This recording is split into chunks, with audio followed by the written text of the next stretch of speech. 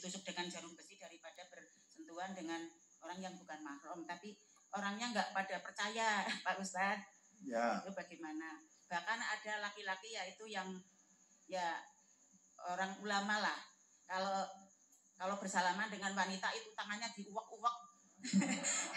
Bahkan kalau yang wanitanya cantik itu dicium tangannya. Itu seperti apa Pak Ustadz? Dulu juga saya pernah disalami seperti itu waktu saya belum mengaji di MTA. Setelah saya ngaji di MTA, saya sudah nggak pernah berjabat tangan dengan laki-laki yang bukan mahram. Itu kalau memang ada brosurnya, itu brosur tahun berapa, karena saya belum punya brosurnya Pak Ustadz. Kalau bisa dibrosurkan kembali. Yang kedua, ini Pak Ustadz, kemarin saya sholat bersama suami saya. Waktu bangun dari sujud, mau ke rakaat kedua, itu sarung suami saya melotrot. Lalu suami saya benerin dulu, jadi nggak dimulai lagi dari pertama, tapi langsung melangsungkan sholat ke rakaat berikutnya. Nah, yang lotrot apanya tadi? Sarungnya. Dan suami saya juga ada di sini, Pak Ustadz. Dan bagaimana kedudukan saya sebagai makmum, seandainya itu tidak sah, apa saya ikut tidak sah? Karena saya ikut aja, suami saya meneruskan, saya juga meneruskan sholatnya, begitu Pak Ustadz. Mohon tausiahnya, mumpung suami saya di sini, biar kalau melotot lagi itu gimana?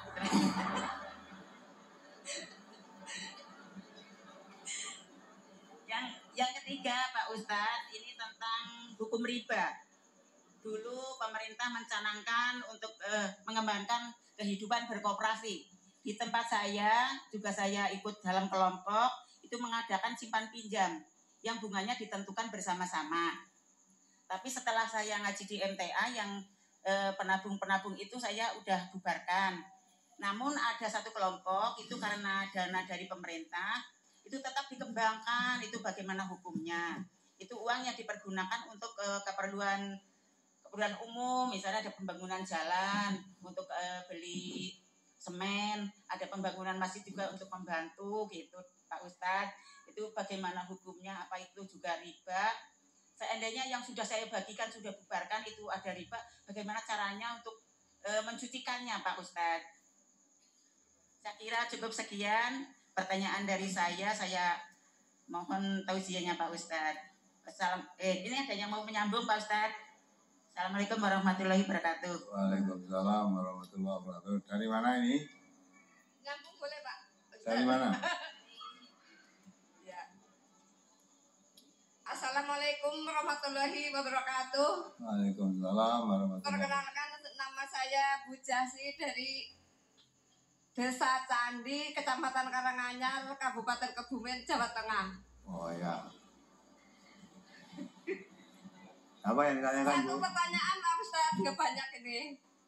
Saya sebagai pedagang, saya memberi harga 2. Kalau cash saya sekian umpamanya, lah kalau kredit sekian. Lah seperti itu apa ada larangannya Pak atau enggak Pak Ustadz? Makasih. Ya. Sekian. Assalamualaikum warahmatullahi wabarakatuh. Assalamualaikum warahmatullahi wabarakatuh. Yang pertama dari Ibu Sariwi Kebumen, bagaimana menyikapi orang bersentuhan bukan mahram. Sudah dikasih tahu hadisnya tapi tidak percaya. Ya sudah, kalau tidak percaya mau apa lagi? Tidak usah dipaksakan. Tidak usah dipaksakan. Yang penting ya kita memberitahu, tidak mau ya tidak masalah, tidak harus mau. Agama Islam itu dari Allah, Quran itu dari Allah. Itu pun tidak boleh memaksa orang harus percaya dengan Quran. Al-haqqu min rabbikum wa man syaa'a falyu'min wa man syaa'a falyakfur. Al-Quran itu kebenaran dari Allah. Siapa yang mau iman, silakan iman. Siapa mau kafir dengan Al-Quran, silakan kafir. La ikraha fiddin, tidak ada paksaan untuk memeluk agama Islam. Qad tabayyana rusdu minal ghayy, karena sudah jelas jalan yang membawa petunjuk dan jalan yang bengkok, jalan yang lurus dengan jalan yang bengkok itu sudah jelas. Allah jelaskan, ini jalan yang lurus, ini jalan yang bengkok. Manusia suruh milih yang lurus atau milih yang bengkok. Milih jalan lurus ya boleh, milih jalan yang bengkok ya boleh. Nggak dipaksa dalam Islam itu. Masuk Islam itu nggak dipaksa. Sebab kalau kita menjadi orang Islam, bukan menguntungkan Allah. Sak dunia itu kafir semua, Allah tetap Allah, tidak merosot kedudukan derajatnya, ya, karena Allah jadi Allah itu tidak ada yang mengangkat, ya. Lain dengan manusia punya jabatan, jadi presiden atau bupati, yang mengangkat siapa? Rakyat. Kalau rakyatnya semua sudah diangkat, ya. Tapi kalau Allah, manusia itu menolak semua, tetap Allah dia, ya. Maka Allah itu tidak pernah butuh pada kita. Tapi kita selalu butuh pada Allah. Ya, kapan dia selalu butuh? Maka Allah membolehkan benaran itu dari Allah. Kamu kafir ya boleh, iman ya boleh. Ya. Malah Nabi di dalam berdakwah diperintah Allah, qul aminu biha aw la tu'minu. Katakan Muhammad, kamu beriman pada Al-Quran ini atau kamu tidak beriman? Silahkan. Nah, maka kalau tadi hadis tidak percaya, ya bilang itu nggak percaya ya sudah. Mau diapakan. Nah, kemudian tadi ada salaman dengan perempuan, tangannya diuwek-uwek. Bagi ulama, itu jelas bukan ulama. Ulama nguwek-uwek tangannya wong wedok itu, ya, itu bukan ulama itu. Nah, sekarang orang udah ngerti ulama, nganggo sorban, nganggo jubah, oh ini ulama. Bukan. Ulama itu warasatul, ya, pewaris para nabi, ya. Dan yang namanya ulama itu betul-betul takut kepada Allah. Innama yahsyallah min ibadihil ulama. Yang takut kepada Allah hanyalah para ulama. Ulama sampai karo wong wedok dudu mahrame tangane dibok-bok itu ulama kuwi. Ulama. Ya. Brosur sudah pernah dikeluarkan, Ibu nanti buka, cari brosur, kumpulan brosur tahun 2009.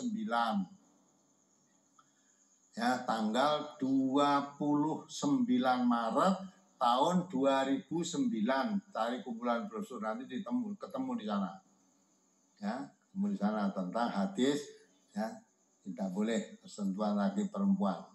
Ya, bahkan hukumannya dan lahir keperluan bersentuhan kulit laku perempuan, hukumannya lebih berat, ya, lebih berat daripada ditusuk dengan jarum besi di kepalanya. Kepalanya ditusuk dengan jarum besi itu rasanya seperti apa? Masih lebih berat daripada orang yang sentuhan kulit laki-laki dan perempuan yang bukan mahram. Nah, percaya boleh, tidak percaya boleh, nah silakan. Nanti brosurnya 2009, 29 Maret dicari di sana Anda. Nah, suami sarungnya melotrok dibenake. Ya.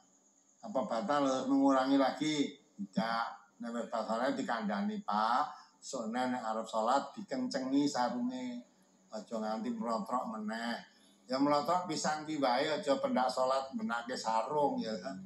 Maka kalau mau sholat itu khudu zinatakum ila kulli masjidin.